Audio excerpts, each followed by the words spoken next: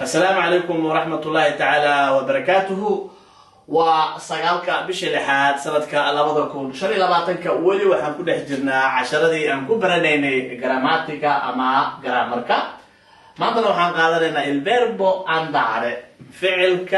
andare تجتان كامل تجيسا سوماليا presente وحن قادرنا مركا كي عشرة كهوريو كله presente تجيسان قادرنا وقتك حاضر كله جوجو أساقنا andare markii present la joogo waxa uu kamid yahay ficilada aan sharciga ku shaqeyn ama irregular ayuu ku jiraa marka ficilada aan sharciga ku shaqeynin oo sharci laanta oo markaas u baahan in la xifdiyo marka sidee u kala qaadanayaan pronomi magacyaalada sidee u kala qaadanayaan magacyaaladu waa 7 marka waa arkeena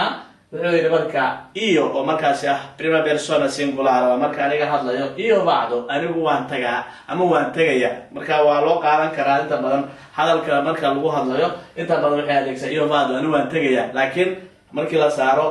sharaxaadda saxda ah iyo bacdo anigu waan tagaa tu vai adu waa tagtaa lui leeyahay isaga ama ayada way baxdaa ama uu baxaa noi andiamo anagu waan tagnaa voi andate adinku waa tagtaan loro vanno ayagu way tagaan waxaan u maleynayaa erayadan dulka maqalka dhagihiina kuma aha markii ugu horeysay ee aad maqashaan laakiin waxaan filayaa garaamar ahaan inaad maanta fahanteen qaabka loo isticmaalo marka waxaa muhiim ah inaad xifdisaan casharada noocan oo kala